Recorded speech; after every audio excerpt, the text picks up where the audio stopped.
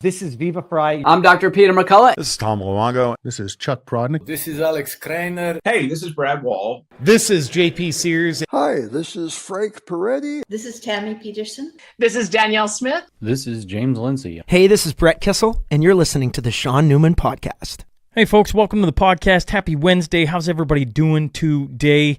The number of ounces of silver needed to buy an ounce of gold now at near 30-year highs. Silver is bargain priced when compared to gold, and it's a perfect time to protect a portion of your savings with silver. And Silver Gold Bull has a wide variety of best value silver for every budget. Simply text or email Grahame for details. Whether you are a seasoned investor or new to precious metals, Grahame will work with you to answer all your questions and recommend the best products to meet your investing goals. It's all down in the show notes. If you're on silvergoldbull.ca or .com, just make sure to reference the Shaun Newman Podcast. Bow Valley Credit Union is your Alberta-regulated, fully serviced financial institution, and they're proud to present the first in Canada gold collateral lending. Now, all of you can lend against your physical gold and silver for favorable rates. It's like a HELOC on your gold and silver, and if you don't have any gold and silver, that is, you can also get a loan to purchase it from Bow Valley Credit Union. All you got to do is start your Bow Valley Credit Union membership today. Send an email to welcome@bowvalleycu.com. It's all down in the show notes. And start a better path forward with Bow Valley CU. Profit River. When it comes to firearms, optics, accessories, they serve all of Canada. So listen up, Canada. They got a brand new website, easy for all of you to use, some cool new features. On any purchase, just use the coupon code SNP. It gets into monthly draws that can, reward you for purchasing through Profit River. And when it comes to firearms, optics, accessories, all your gun needs, don't look any further than Profit River. Just head to profitriver.com and you can get, a huge variety of firearms and expert staff to help you get what you need where you're at today in Canada. Just go to profitriver.com. Diamond 7 Meats. Well, tired of the big chain stores, folks? Discover Diamond 7 Meats, a family-run business you can trust, serving our beautiful community for over 26 years. And in all the conversations I've had with their staff, they kept on repeating how important their values of honesty and integrity are while serving their community. They offer all the cuts you can find at any retail store, and their expert staff can help you with, anything you need to know about meat, whether, how thick you want it, to cooking temperatures, and a whole lot more. Heck, whether or not you're getting the right cut, maybe, they can offer any cuts. And you can just call them and be like, hey, I would like this fresh. Can you make this? They'll do that. You can also just show up, and they got it sitting there in the freezer as well. They're on Highway 17 and 67th Street North. You can give them a call today. That is, give Diamond 7 Meats a call today, 306-825-9718. If you're looking for concrete, stamped concrete, the new studio, the guys who did that, Renegade Acres, that's Caleb Taves, and reach out if you're looking for somebody to lay a pad or, some stamped concrete like he does. Fantastic work. Can't speak. Wow, there's a lot of men that have come through the podcast. Let me tell you, I've been very humbled at some of the people that have come around this podcast. Caleb Taves is just one of the many. The Cornerstone Forum 2026, believe me, we're working on it here in July. We're hoping to have an answer. I keep saying that. And hopefully I'll have an answer for you sooner than later. I want to remind everybody, for the month of July, we have no Tuesday episode. So if you're going, where was Tuesday? We don't have a Tuesday episode for the month of July. And then Thursdays is Throwback Thursdays. Friday, mashup at 10 a.m. Mountain Standard regular time. But Tuesday has a guest co-host for the month of July as I head off on holidays and I guess continue holidays with the wife and kids. So if you're wondering, that's where, or wondering why, I should say why there's no Tuesday, that'd be why.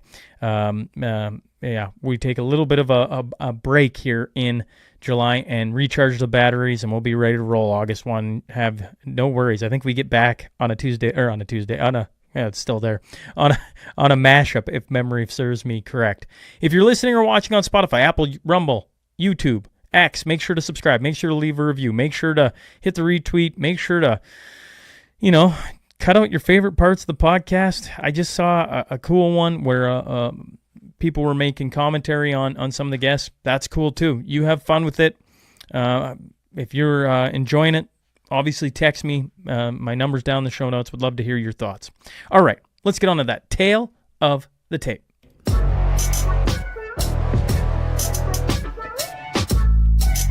Today's guest is the founder of yourNEWS Media Group, a platform launched to counter mainstream media narratives by empowering citizen journalists to report local and national news. I'm talking about Sam Anthony, so buckle up. Here we go.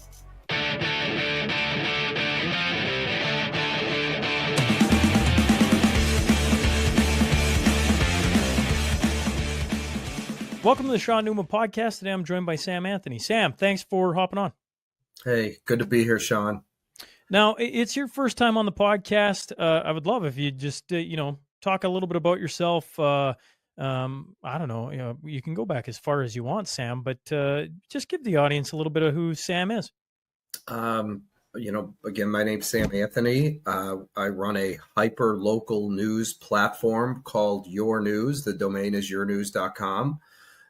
Currently, we're in the United States. However, we do have a Canadian version we will be launching relatively soon. That'll start once one piece of tech is done, which it'll be done by the end of the month. And then we'll configure the Canadian version, because I told a lot of people from Canada that we will create one. A lot of content creators in Canada.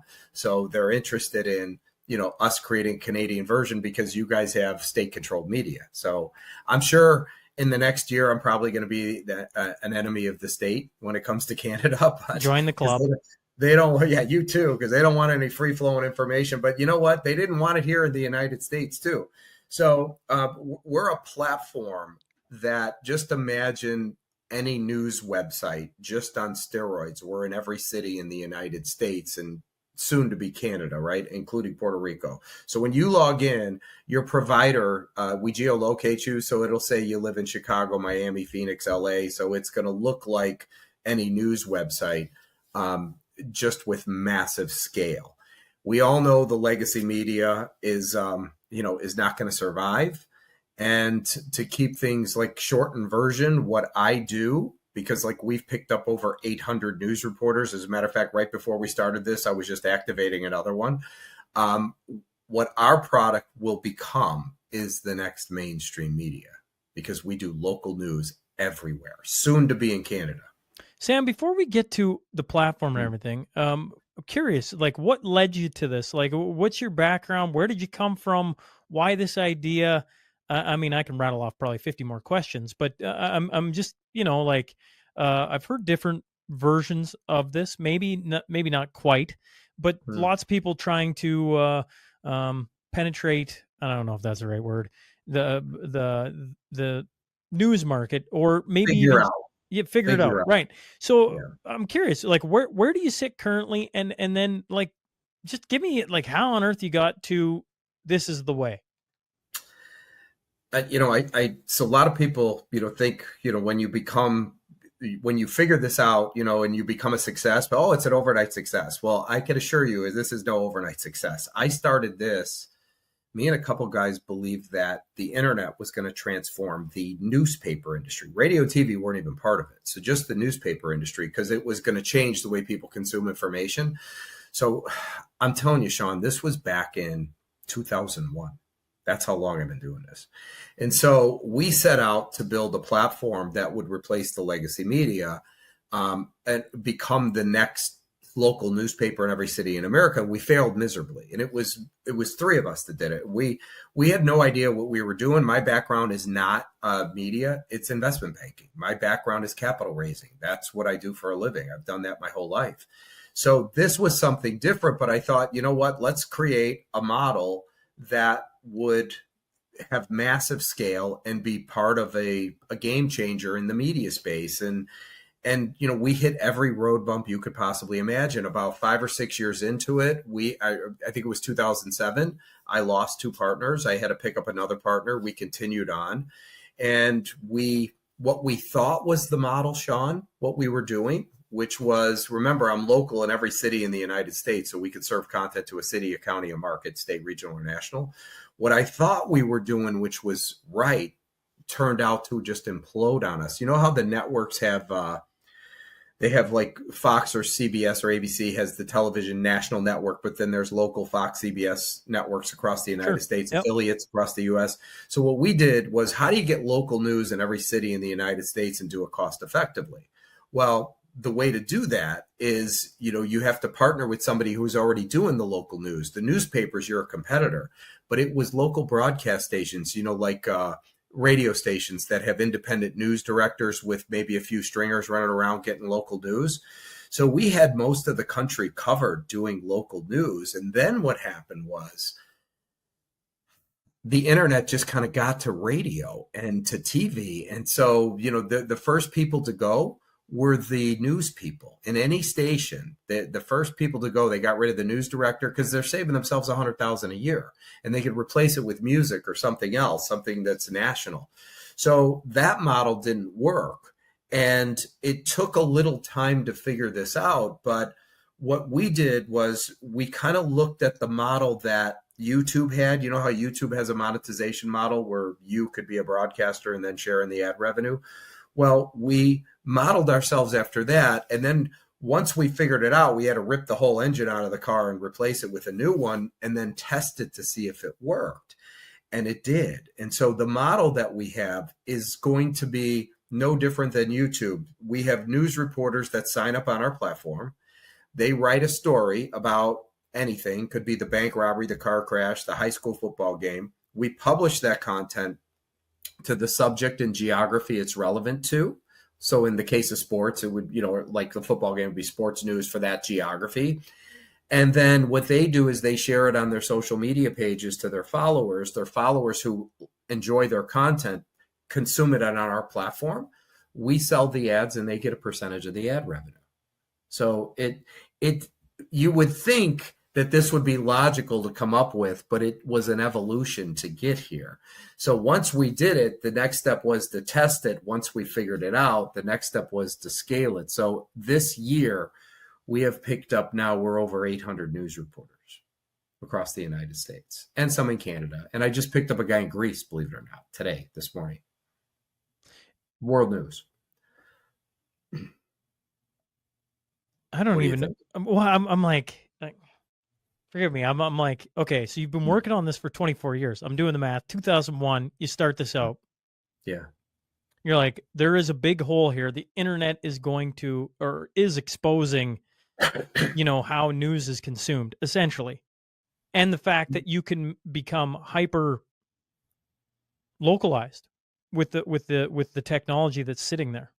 Yeah. So keep in mind, Shaun, when I was doing this, nobody believed me, right? Like people would tell me there's no way that the newspapers are going to go away. There's no way radio and TV are going away. Well, now it's clear, right? On top of it, there was an agenda. So like for me, I was never one of those people that believed the media was lying until 2016. So it's like I had my head in the sand. But when Trump got elected, all of a sudden the mainstream media completely turned on him. Right. And they started just fabricating stuff. I mean, their job is to tell the truth, just report the facts. Right. Instead, they were manufacturing stuff and running with it. And I said to my partner, I said, what we're doing is bigger than I ever imagined, because this is something. What we do will replace it. I'm just going to let your audience know, and you, Shaun, and then I'll even show you if you want me to share my screen so you could actually get a real picture of this, because I have a working model. Right now, I have tons of content in there that's coming in that needs to be approved. It gets distributed. But the future of news will be most likely a hyper-local, by city, by locale, global media giant, not just the United States. It'll be every city. It'll have a social component where the public can interact and share in the narrative locally, because that's what the people want. Why shouldn't somebody be able to publish their kid's Little League game and share that in the media, in the news space, right? We could do it because it goes in our sports section in one city.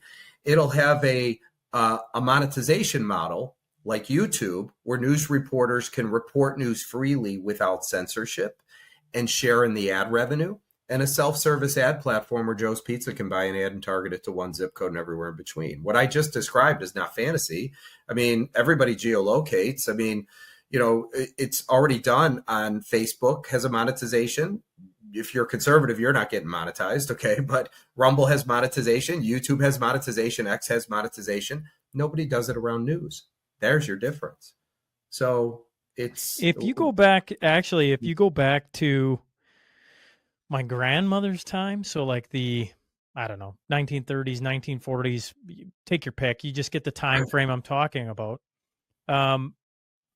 Local groups in our area used to write different things for the paper, right? Like, I mean, they used to have, when you're talking about the small sense, why shouldn't someone write about the Little League game? Well, it still happens. It's just very rare. Most people just publish it, let's say, to Facebook. They just go on Facebook and they talk about the weekend and they send a couple pictures and they carry on with life. If I'm listening to you correctly or hearing correctly, what you're saying is you could do that, publish it through yourNEWS, and get paid for basically providing different stories from your area. And people could just go search it and be like, oh, go on yourNEWS, look up Lloydminster where I sit, and then start seeing different people. And you just think, if somebody's really good at it, you're going to start to be like, I can't wait. Honestly, that's how this started, right? I don't have the background of Tucker Carlson or Joe Rogan. I wasn't, in the UFC or Fear Factor and all the things. I just started as a guy starting to talk to people, and it's just slowly grown. That's essentially what you're talking about in this model. You can imagine Bob from wherever starts writing a local column on whatever, publishing it with you, and you start to like it. He gets more interaction from the community. The community starts talking about it. Could actually start to pay him, and papers search for that still. I think it's just very well. It's a rare idea these days because it's become so centralized, right? You watch the radio. I mean, here in Lloyd, the TV station is done, right? So it folded up, no more. The paper is transitioned mainly to online. And so what you're talking about, I think, is maybe giving the opportunity to any citizen to write something. And if it's bad, it's, it goes there, but like nobody interacts with it because we all know how people are. And if it's really good, you could see how it could start to drive people to read their content and then get paid for it. I may be oversimplifying, but no, I don't think you are. Look at YouTube. I mean, they have over 100 million channels, right? But not all of them are active. The cream rises to the top. So literally, 20% of the people make 80% of the money on YouTube. Want to know why? Because that's the content that people are gravitating to. In our case, what we're doing is empowering news reporters to write about their stories. And the cream's going to rise to the top. The reality is it's a free market where the public decides what type of content they want to consume. And if you're doing a really good job, you're going to get more interaction with your content. More people are going to read it. If you're breaking bigger stories, you're going to get more people sharing it, more volume of consumption. And you know what I'm talking about because, you've been doing this for, don't ask me how many years you've been, having your own podcast, but over time you build an audience of people that are following you, right? They trust what you have to say. It'll work the same with me. I mean, the reality is you look at the legacy media right now. You said it, we lived in a world that's centralized news. Whereas back in your grandmother's day, it was all decentralized independent news reporting where different little local papers were having all different little local people control their own little local narrative. All of that was consumed and rolled up. And now you have 6 companies that are controlling the narrative. I mean, therein lies the problem right there. Okay. So what I do is because we don't do any fact checking. We're a platform. How could I possibly know in your city what happened at a city council meeting? There's no way. So we rely on the news reporters to have integrity, report the news honestly. And you know what happens if they don't? The public will let us know and we get rid of them. Just like that. So the people are going to report the news. And that's how this works. If you'd like me to share my screen, if you want me to show you, I can show you. You can show me, but I just want to point out, I think a difference between what you're talking about and YouTube specifically. The pay structure might be similar, but the problem with YouTube, some of the different things that I think of is the algorithm pushes things that are popular or things they want you to see. Certainly, if you said certain words through COVID, all of a sudden you're removed. And when I think of what you're doing, if somebody's writing in Baltimore about Baltimore things, like it means almost nothing to me. I'm not saying it does. It can't grow. It certainly can. Lots of things have. Lots of people have. But if you're looking for local news, I don't care what the algorithm's doing. I'm looking for local news, so I go search. Hey, what's going on in Lloydminster? And then I assume things pop up in Lloyd, and I go click on them. Right? Yeah. Like that's a giant difference from what YouTube does, Rumble does, right? You see how content creators are super smart, right? You talk about the 80% of the money being made by 20% of the content creators. Well, part of that is their content.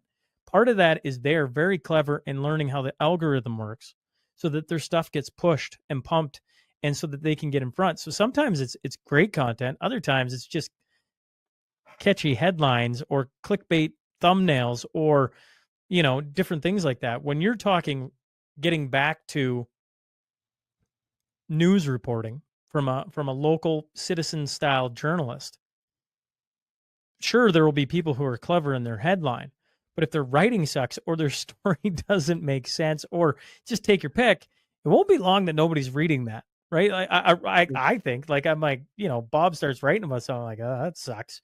I don't really want to read about that. But you find somebody who's a great sports reporter, because I do enjoy, well, my background was hockey. You find somebody who can cover that and have honest takes, or have access to, say, all the local sports teams and just start to fill in the blanks on what's going on. That is, I think, fundamentally different than YouTube. Maybe I'm wrong in that. Your thoughts? No, we're completely different than YouTube. I'm the local newspaper in every city in the United States, soon to be in Canada. Okay. So it's a completely different model. The business model that I have has been around for 200 years. The newspaper business model has been around forever. It works. This is the exact replication of the physical world, minus all the print and distribution costs. And it allows the public to interact and share in the narrative locally. That's what I do. So this model's not a new model. I mean, what is a news? News organizations, by their very nature, Shaun, are aggregators. People that have news will send a press release to the media, right? So if you're a nonprofit like a church, you're having a bake sale, somebody from the church sent the press release to the news outlets, which is radio, TV, and print. The news organizations aggregate that. They decide if it's going to be aired or published. I'm an aggregator of the identical content. They send the same stuff to me, but they post it. They submit it. It comes in as pending review. Once approved, they get email notification with their article, and they share it on social media, and that's what drives my traffic. I'll give you a perfect example. If somebody posts their kid's Little League game, there's 100% chance Grandma and Grandpa are going to see that story. 100. Okay, it's going to them. And that's how it works. So what I am is Facebook for news. So the magic formula for any social site is simple. Content equals readership. Once you've aggregated all the content, Shaun, the game's over. You get all the readers. Now you take a look at the legacy media, which is in disarray. The layoffs are astronomical. Do you know, I use something called LinkedIn Navigator, and you know how many, when somebody becomes a freelance journalist, you want to know why they do it? It's because they're looking for work. They don't have a job. Okay. Do you know there's almost 500,000 people on LinkedIn that call themselves freelance journalists now? Most of them are part of the downsizing of the legacy media. Nobody's hiring. Nobody. There's almost a couple 100,000 kids, journalists that are students that got out of school that have nowhere to go. So it's either me or pick another occupation. I've picked up 800 plus news reporters in the last 6 months. Well, they're all trying to find different ways of using their content for people to find. I think of like Substack. Substack's been coming away, but once again, and maybe the listener, or maybe a way of doing it. When I want to search for, once again, I'll just keep picking on Lloyd. If I want to search for Lloyd on Substack, I don't know if that's even possible. Not really. You have to. The person, you find the person. Right. You'd have to, it'd be word of mouth to find a person. And what yourNEWS, what you're talking about is you type in Lloydminster, bada bing, bada boom, you pop up 6 people that are there. And you just think of, over time, people start to understand that. Now you could have 50 people in Lloyd talking about crime, sports, economy, Exactly. city council meeting, et cetera, et cetera. By the way, this is something that nobody's going to pay for. Nobody's going to pay to read about the high school football game. Nobody's going to pay to read about the bank robbery, the car crash. I mean, they don't want to. There's other places they can get it. So you know, the Substack stuff where people are getting paid, I'm talking about the content itself. The consumer doesn't want to pay to read about their kid's Little League game. Fair.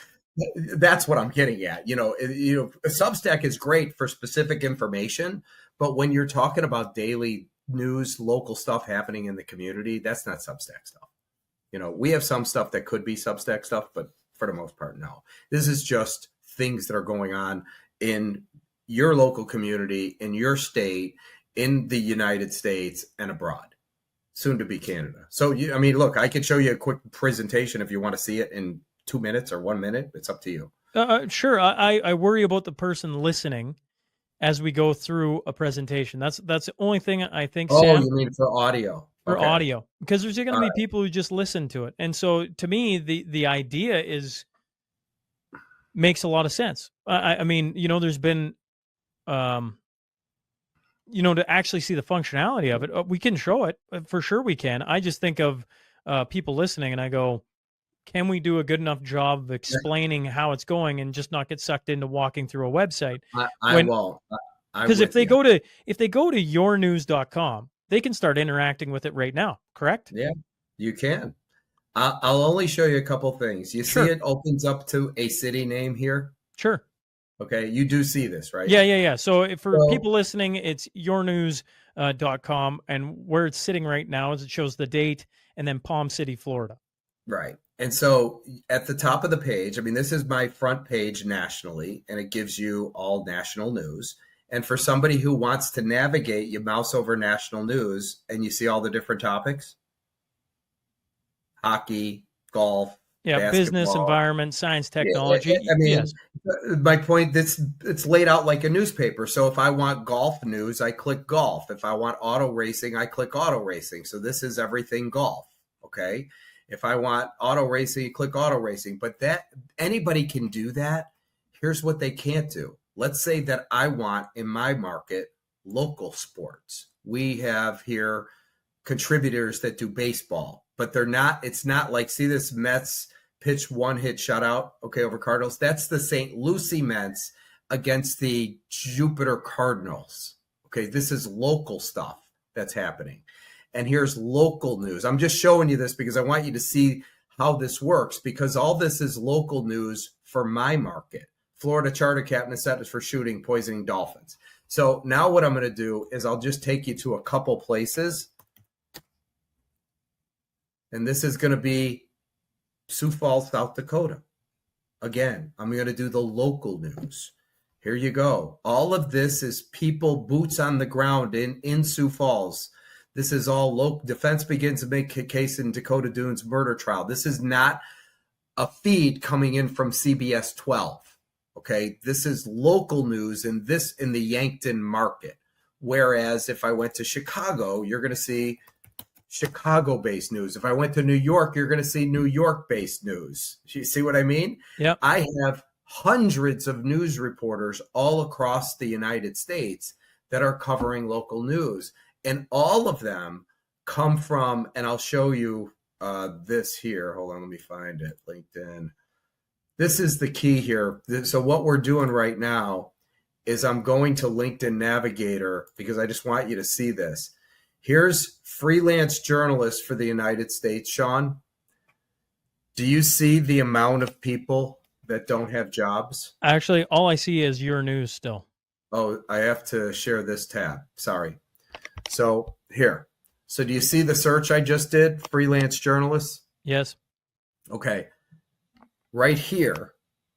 Shows 490,000. Sorry, 190,000. Read the script, Shaun. 490,000 plus results. Okay, these are the people that were part of the downsizing of the legacy media. Students are about 170. So I'm gonna stop sharing and go back to you because I just wanted you to see I do local news all over the place. Question for you. With the revenue sharing. I think Mhm. I think that's the right term. Yeah. Can a local reporter earn enough? You think of just when you go to Sioux Falls or you go like different populations, right? Have different eyes that are going to be interested in said story. If you're only drawing 10 people to you, is it going Mhm. to be worthwhile? And by worthwhile, I mean, is there going to be enough incentive for a local reporter to continue to upload if they only get 10 people on there? Or No. is it, yeah. So, like, I mean, you have to be, as you say, the cream rises to the top. You're going to have to be excellent at your job in order to earn enough to make this worthwhile, I guess. Yeah, I mean, so let's say you started a show on YouTube or Rumble or wherever you're doing. You decided you want to be a podcaster. It could be politics, sports, whatever it is. It's irrelevant. They take them all. You're going to start out with literally nobody watching your show. You have to build your audience, right? Now, it certainly helps with YouTube having like 1 billion people on there that they can find you by doing searches and maybe you Sure. come up and people like your content and follow you. It works the same with me. I just am not that big. But what's going to happen is each link that you submit to me is a business. Every time it gets clicked, the advertisers select the content they want their ad to run around. So it will pull those ads. But the trick is because everybody on my site, just like on YouTube and Rumble and wherever else you are, has an author page. And that author page carries everything you have, but it feeds the last story into the main site. If it's a local story, it'll feed it up to the top of whatever category. If it's a national story, it'll feed it up at the top. Sure. So it becomes fresh content all day, but everything gets hosted on the site and resides on your author page. So over time, and this is the best example I can give, the guy that has 1,000 videos on YouTube makes more money than the guy that has 10. And the reason is because there's more content to be viewed. So as you start building your content, you want to start building your social media pages. This is imperative because the next wave of news reporting is going to be a combination of platforms like mine, which I'm the only player. And imagine me having 100,000 news reporters that are submitting local news all over the United States. Do you have any idea what kind of traffic that's going to drive? I mean, I have one woman that I'll be bringing on here shortly that's got 1.7 million followers on TikTok, another 250,000 on Instagram. So like, I'm sure there's a lot of crossover, but you're talking almost a couple million people. So when she and her, her passion is fashion. That's what we have, a fashion section. So let her start writing articles about fashion, and then she's going to share them out. Check out my article that I just wrote on yourNEWS. Will you get all 2 million people? No, but it'll be promoted to 2 million people. You might get 2, 3, 400,000 of them. It's a massive number, but I know where everybody lives. So as you start bringing in more content creators, it drives a massive audience. And when you're reading a hockey story, then you look and go, well, who wrote this one? I have people that do auto racing news. I have people do auto racing podcasts, okay, that produce content daily. And so as people start, like we don't have it yet, but it'll be done this week. There's going to be a follow button where you can actually follow an individual. And so over time, as they get more people following them, they're building an audience. This is where they start to make the money, because if you're no good, you're not going to have but a couple followers. But as more people find you and start consuming your content, you might have 5 or 10,000 or 20,000 followers. And when you submit an article, it immediately alerts 10 or 20,000 people. So this is a building process, no different than YouTube. Start on YouTube today with no audience, put together a show, and see how long it takes you to rack up and make a bunch of money. It'll take you at least a year before you start rolling. Am I right? Well, I started this in 2019, and it took 3 years to go full time. Yeah. So there you go. I mean, you have to be, all the things are true. I brought this story up a couple times on the podcast, but I got to go back to my hometown and be a keynote speaker at graduation. And, if I listened to all the naysayers about starting a podcast, they weren't wrong. You do have to be the best. You do have to get paid peanuts to start, because if you have no background in journalism or podcasting or whatever, The chances of somebody paying you $1 million to start it, well, your name better be Donald Trump or something like that, right? Like somebody, but already they command such an audience. That's what they're getting paid for. When you have no audience, you have to build a reputation, and you have to, you have to build that on. It's everything you've said. I don't disagree. It's very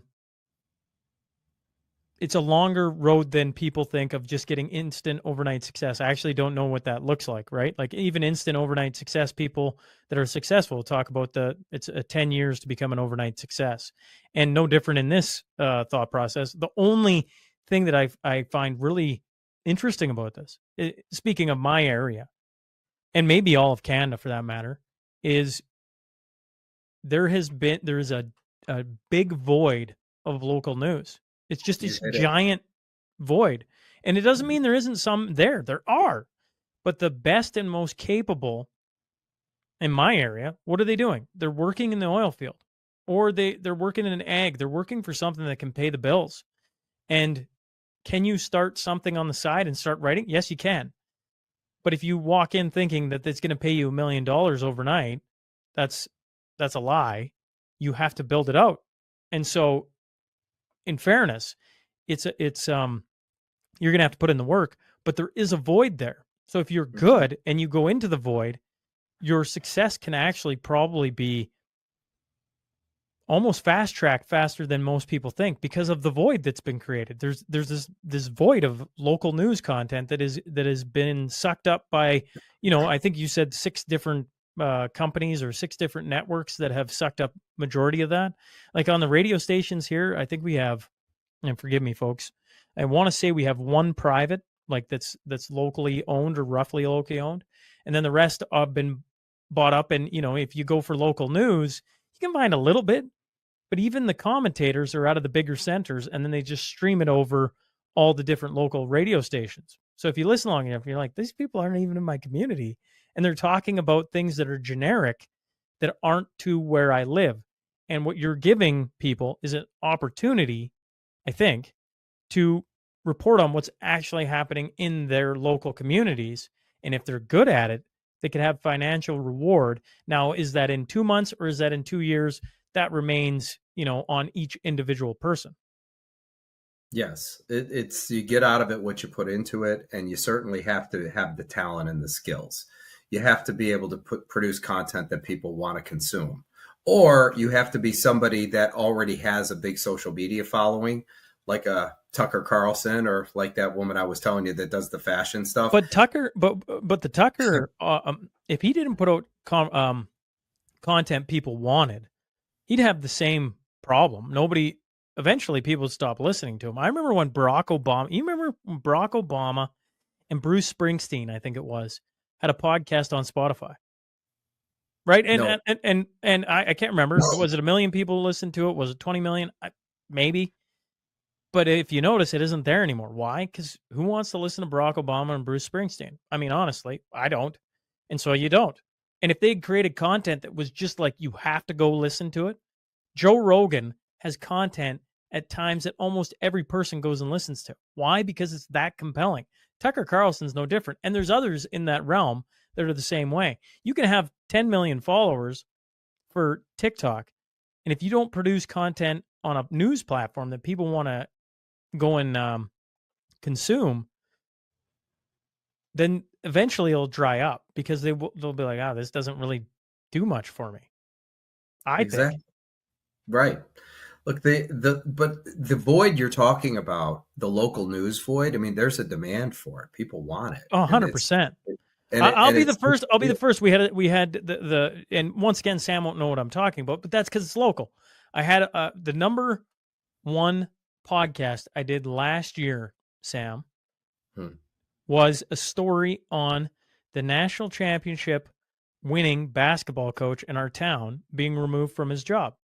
And it was a surreal experience, if I can tell you, to be honest, because I brought in some of the team, and they talked about it.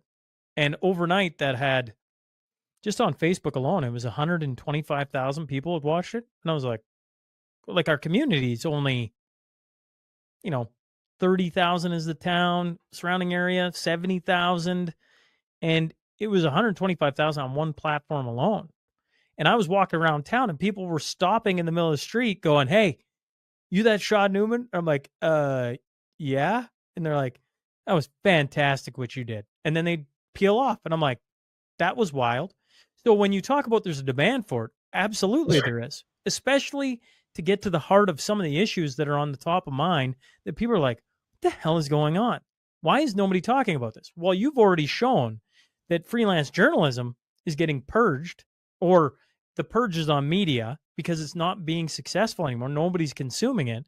And it's leaving all these people who are probably talented that can't find a way to get their content to people to get reimbursed for, or, paid for their efforts.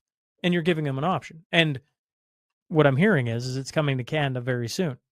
Yes, I will guarantee you I'll get that done. That'll be right after this one piece is done. Canada's next, then I'll get into something else. But that piece is coming because I promised some people I would do it, and I always do what I say I'm going to do. So you're getting it. I don't know how good it's. I mean, it's going to be. We're going to create it so that your zip code tables are different than ours. So somehow they got to. We have postal. Yeah, we have postal codes instead of zip codes. So whatever they have to do to fix it, it'll basically be North America minus, Mexico, right? And so it'll carry all the same national news, but then I have to create we have TV markets, like 210 television DMAs. You guys have provinces. I think there's 10, 11, something like that. So within it, I'll create the 10 or 11 provinces. So we'll be able to run something to a province, to the country, to the province, or to a specific county or a city or multiple counties. So it'll work the same as ours, but the distribution of information will be, based on geographical relevance for that particular piece of content, while we're still being able to feed you the Florida Panther game, which I'm sure you were very excited about. Thanks for bringing that up, Sam. Are you a Florida Panthers fan? Yes, I live here in South Florida.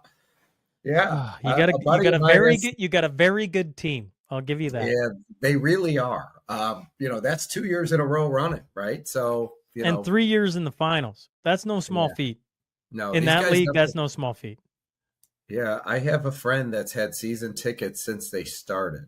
And this guy both years saw them win the Stanley Cup in Florida. I'm like, wow, I've never seen that before. I mean, I go to the games with them. I never asked them to go to the Stanley Cup game, but man, what a game that had to be, huh? Just to watch them win. It doesn't matter. I've been down to the stadium a bunch of times, but it's got to be a cool experience to be able to go to any one of these games. And any team. I mean, I grew up playing ice hockey. I played 20 years, right? I mean, as a kid in Chicago. So, every kid's dream is to hold. You're not a Chicago. 20 years in Chicago, you're not a Blackhawks fan? Oh, I am a Blackhawks fan. So if Florida's playing the Blackhawks, I'll go down there with them and cheer for the Hawks. But if they're not, I'm going to cheer for Florida. I mean, I've been here for 35 years or 37 years. Any final thoughts before, I don't know what I've missed. Like, maybe I've missed some things with you, but I'm like, I don't know. Like, to me, I get the void. I get what you're trying to do. As soon as it's open in Canada, it'll be interesting to see if you get 100 people that jump on it, 800 people that jump on it, and then see if it's adopted as like, hey, if I want to get local news, this is where I go. I type in Lloydminster, boom, there's 4 people there they're giving things. People are really cool. Because, I even think of Joe Rogan. Some people watch everything Joe does. Others get sent things in group chats, and they're like, holy crap, you got to go watch this episode. And it's no different with any platform. If something good is written, there's people who follow everything an author does, and then there's people who get shared every time an author does something amazing. Like, holy crap, this is must watch, must listen, must read. And with yourNEWS, once it's open in Canada, it'll be interesting to watch if the adoption is 100 people, 2,000 people. And then is it consumed the way that you're laying out? Because once again, the void is here. There's no debating that. There's a giant void. Yeah, I'll get I do marketing, a little bit of marketing on LinkedIn to these content creators, and they sign up daily, every day. And I don't spend a ton of money on it at the moment. We're working on that because I want to get this. Right now we have 803 or 5 news reporters or something like that. So, but I want to get that to 5,000 in the next 6 months.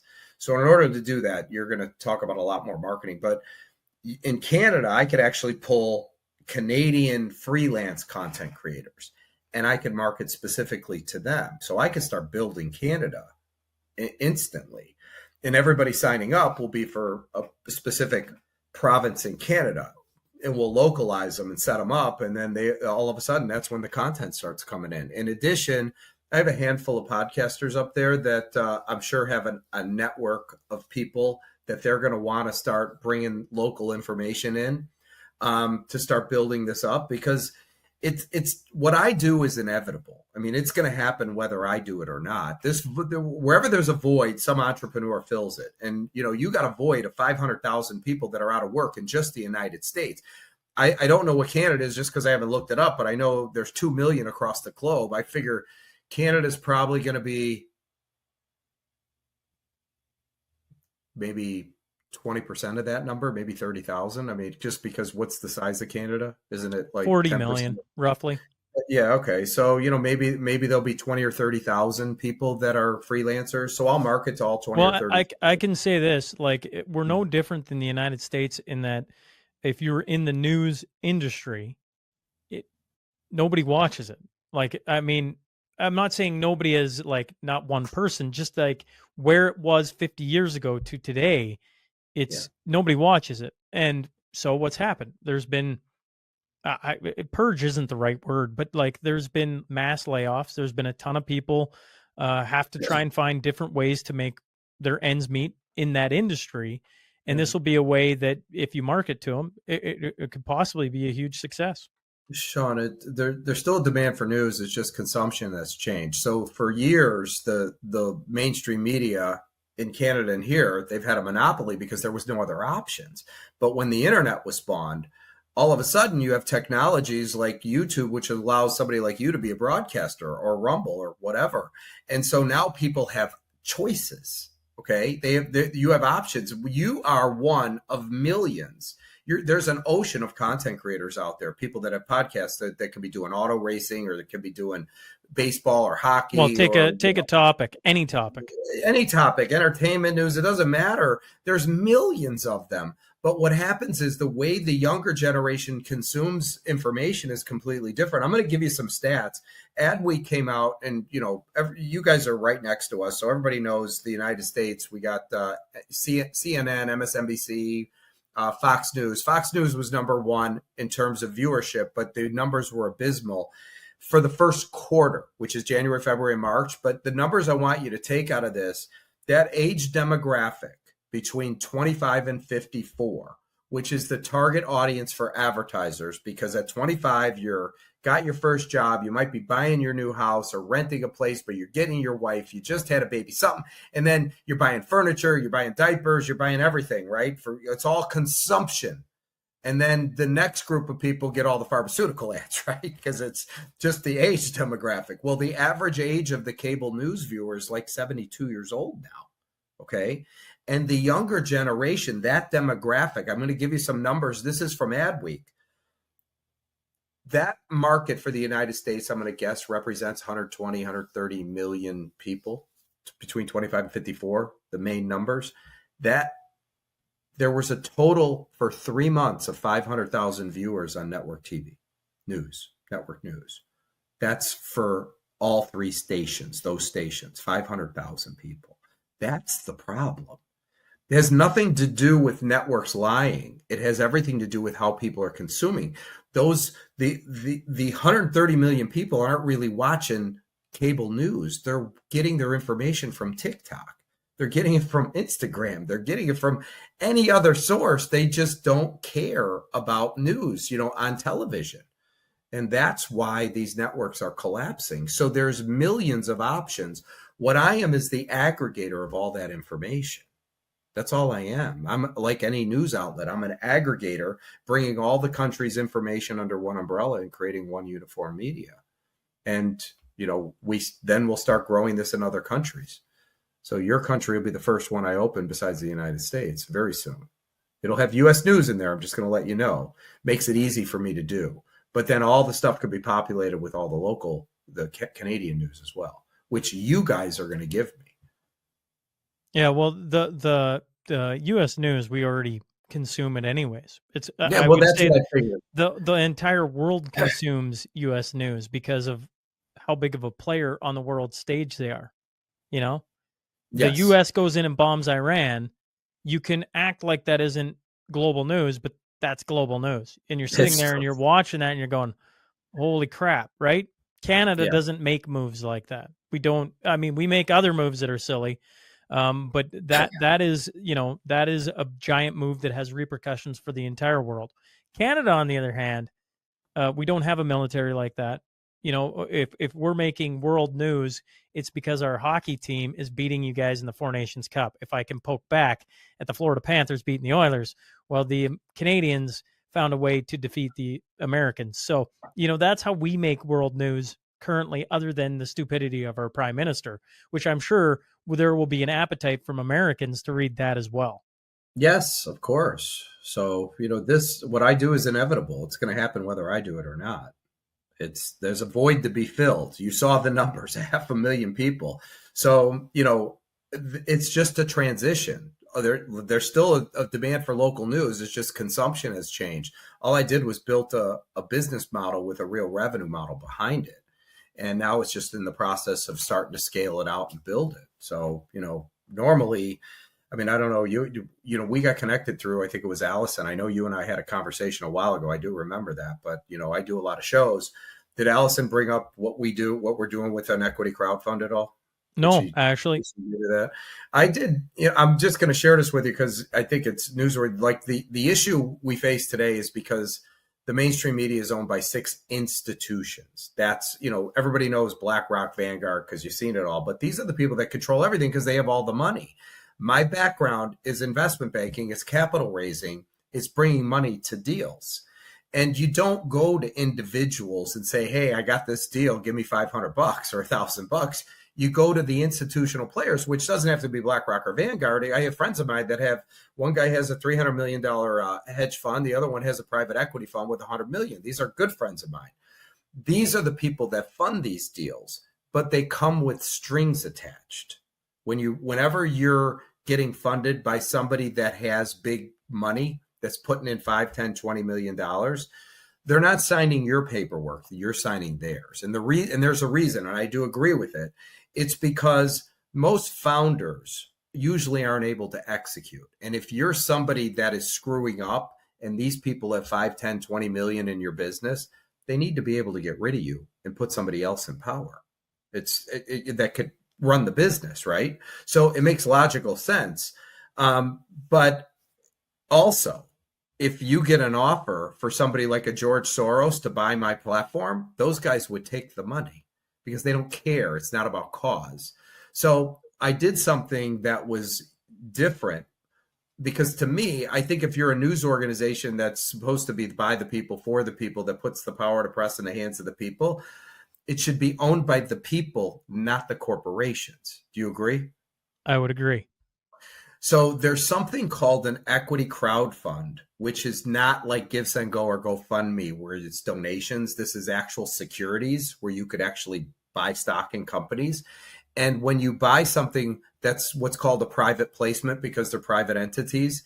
You can only sell to accredited investors, which represents 1% of the population. That's why you're going to the institutional players. It's because they basically control everything. But equity crowd funds allow everybody to be able to participate.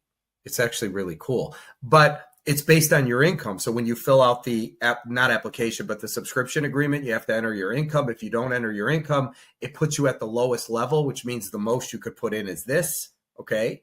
And it regulates the whole thing so somebody can't steal money from people. And it's FINRA regulated and SEC regulated. So it's owned by brokerage firms.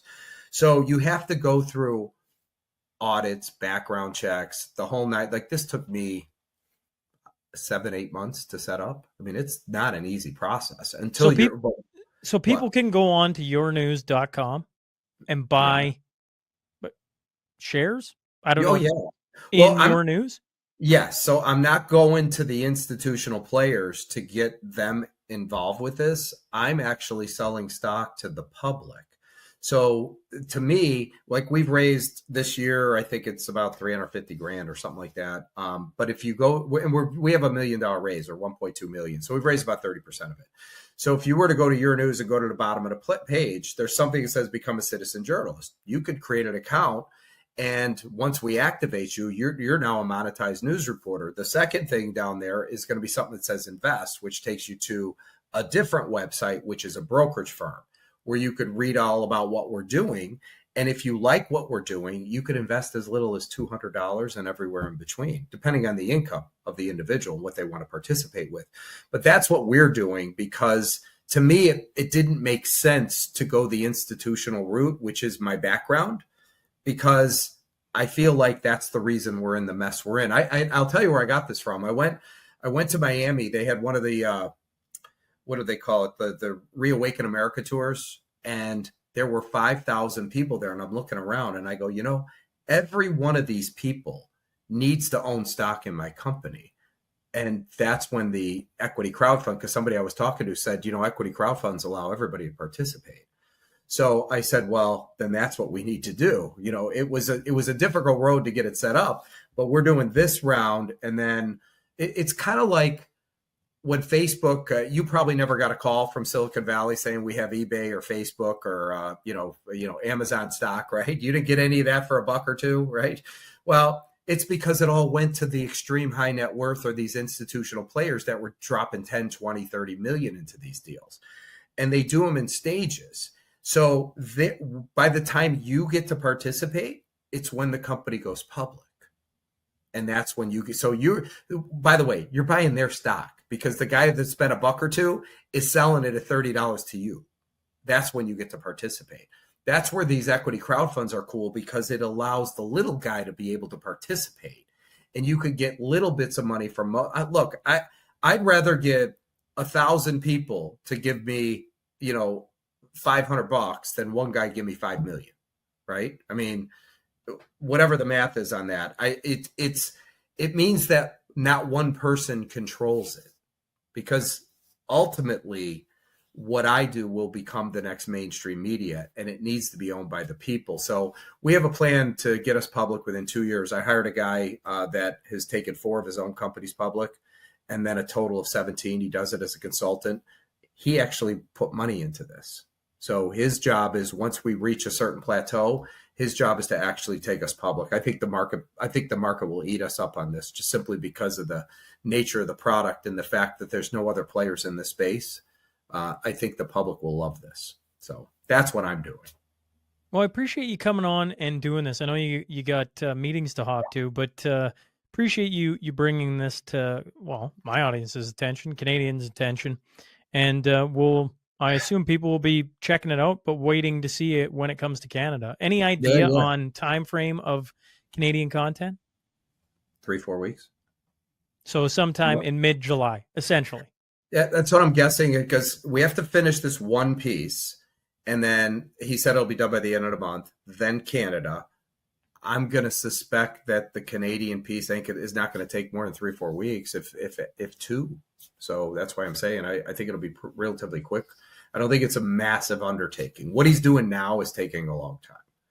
That won't be that. Well, thanks for hopping on, Sam. Appreciate it. Hey, Shaun, thanks for having me on, man. I appreciate that as well. And I'll let you know when we get the Canadian version up.